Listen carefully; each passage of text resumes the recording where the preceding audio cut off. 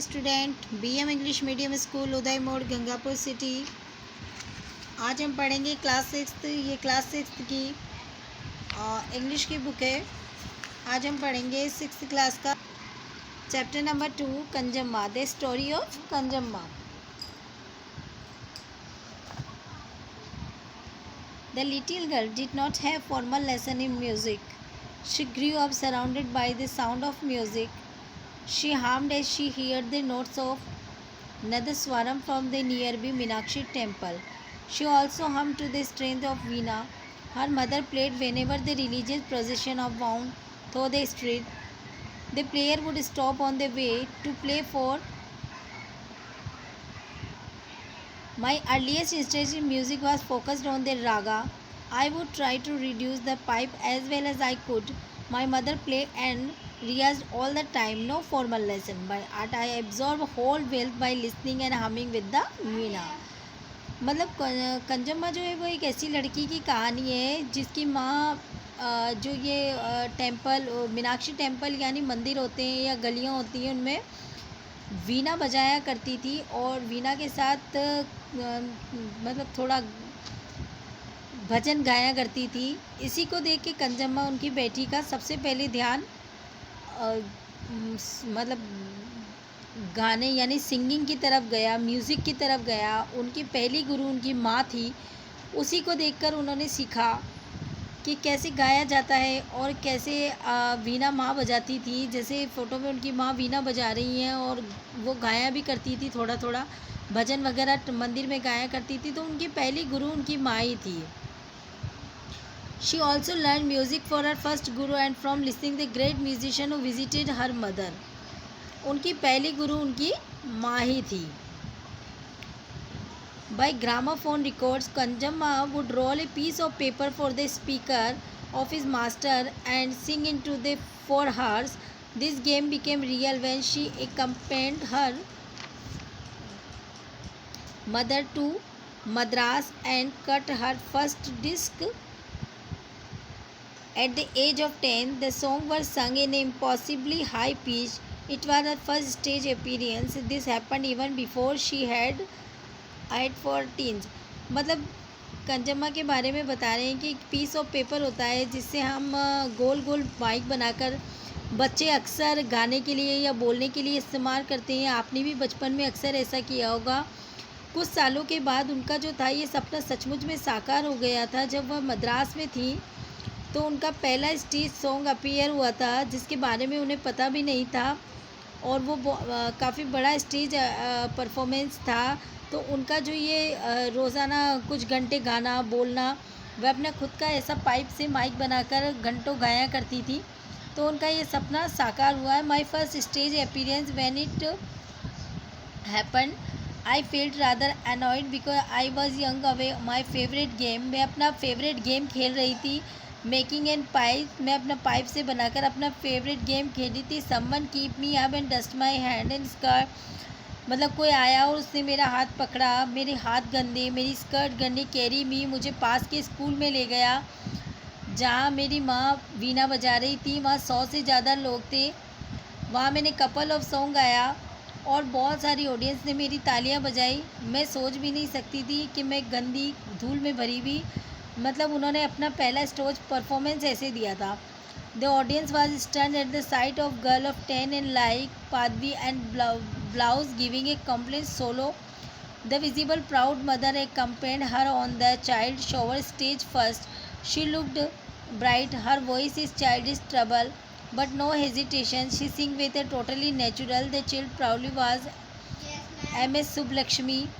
Her little record her, but मतलब उन्होंने अपना पहला गाना गाया, स्टेज परफॉर्मेंस था वो स्कूल में उनका पहला, और उन्होंने से पहली बार उस सॉन्ग को गाया जहाँ उन्होंने कोई उनमें हेजिटेशन नहीं थी, हिचकिचाहट नहीं थी। उन्होंने ब्रेवता से अपने उस पूरे गाने को वहाँ गाया।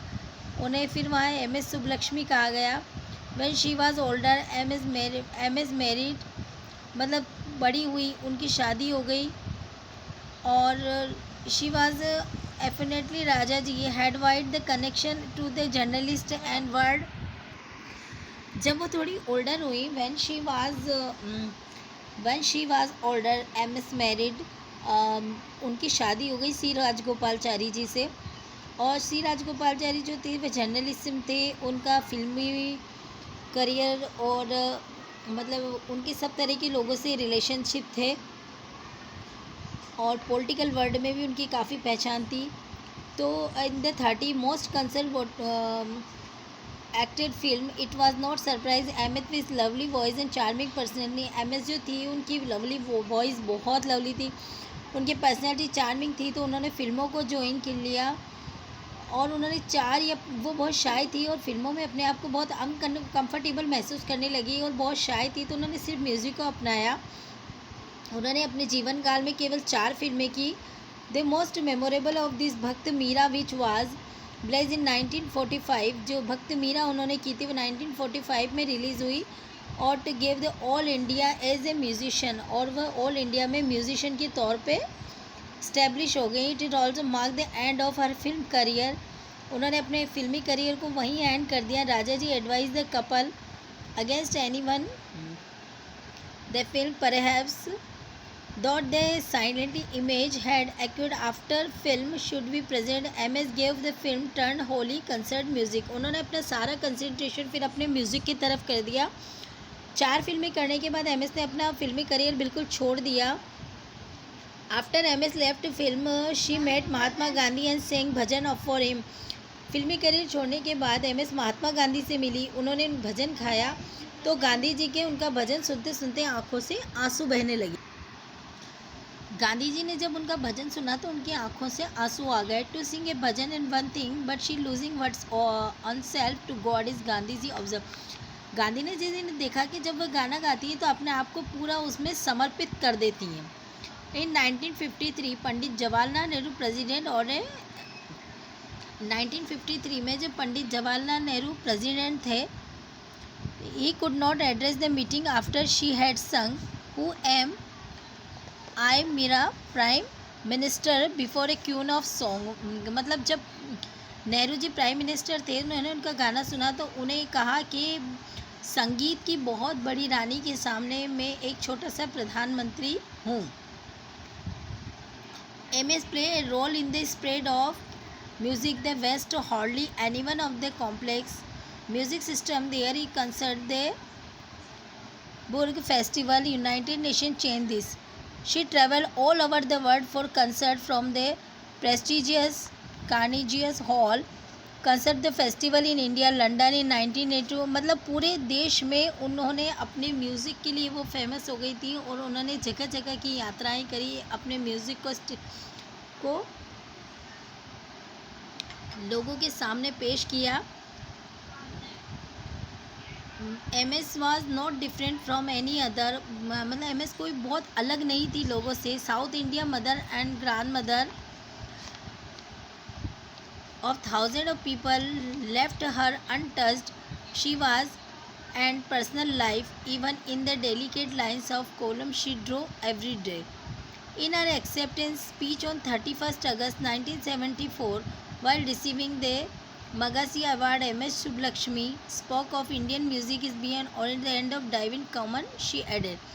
मतलब एक छोटी सी बच्ची के बारे में बताया है कि जो गांव की गलियों में पड़ी है, जिसने अपनी माँ के वीणा से पहली बार सीखा कि गाना कैसे गाया जाता है, जिनकी पहली पसंद रागा थी।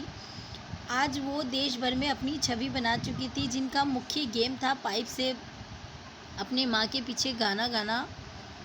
तो मतलब एक छोटी बच्ची के बारे में यहाँ बताया गया है। तो उसे बड़े होके MS की उपाधि दी गई और जैसे जैसे वह बड़ी हुई उनकी शादी हुई और उन्हें नाइट एंगल कहा जाने लगा। मतलब the night angle of music was legend, उन्हें मतलब संगीत की दुनिया की रानी कहा जाने लगा। Would sound the symbols her eyes close like Mirabai. जैसे मीराबाई गाना गाते हुए कृष्ण की भक्ति में लीन हो जाती थी और अपनी आँखों को बंद कर लेती थी, उसी तरह से जैसे जब ये संगीत की गुनगुनाती थी या संगीत या भजन गाती थी तो अपने आँखों को बंद करके भगवान में अपने आप को बिल्कुल लीन कर देती थी और अंतर मन से उस सॉन्ग को गाती थी। हर इमेज एज ए लाइव, और इसीलिए इनकी इमेज बिल्कुल मीराबाई की तरह हो गई थी। और इन्हें काफ़ी सारे अवार्ड से अपनी ज़िंदगी में सम्मानित किया गया और इन्होंने अपने संगीत की ऊंचाइयों को छुआ। अब हम इसके क्वेश्चन आंसर्स देख लेते हैं। Kunjamma gave her first performance stage of the age 10। कंजम्मा's mother was an outstanding veena player. The film then marked the end of her film career भक्त मीरा। ओके, अब मैं आपको इसके क्वेश्चन आंसर्स करवा देती हूँ, लेकिन हम बुक के क्वेश्चन आंसर्स नहीं करेंगे। यहाँ मैंने अपने सेल्फ के क्वेश्चन आंसर्स मेक किए हैं, आपको वही क्वेश्चन आंसर्स करने हैं जो मैं आपको बता रही हूँ। बुक में से क्वेश्चन आंसर्स आपको नहीं करने हैं। हमारा फर्स्ट क्वेश्चन है, where did Kunjamma learn music? Kunjamma learn music, question है where did Kunjamma learn music from? Okay, where did Kunjamma learn music from? Answer है Kunjamma learned music from first guru mother and listening to great musician who visited her mother. Okay, first question and answer. Second question है, where was the mother house located near Meenakshi temple? उनका घर कहाँ था? Meenakshi temple के पास।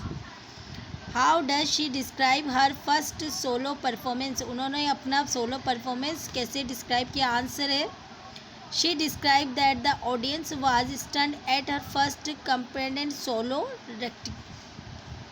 Okay, ये third question का answer है। Four, why did MS join films after doing only 4? क्यों 4 फिल्में करने के बाद ही MS ने फिल्मों को छोड़ दिया था और फिल्में ज्वाइन क्यों की थी? ये 2 सवाल हमारे पास हैं। आंसर है MS joined film because in the 30 most concert Volkis act and film she left film she was not too happy felt and uncomfortable in film। मतलब MS ने फिल्में ज्वाइन की थी और 30 में, और फिर उन्होंने इसलिए छोड़ दी क्योंकि वो थोड़े शाई नेचर की थी और वो फिल्मों में अपने आप को अनकम्फर्टेबल महसूस कर रही थी। तो ये हमारे दोनों फोर्थ क्वेश्चन का आंसर है। हमारा फिफ्थ क्वेश्चन है,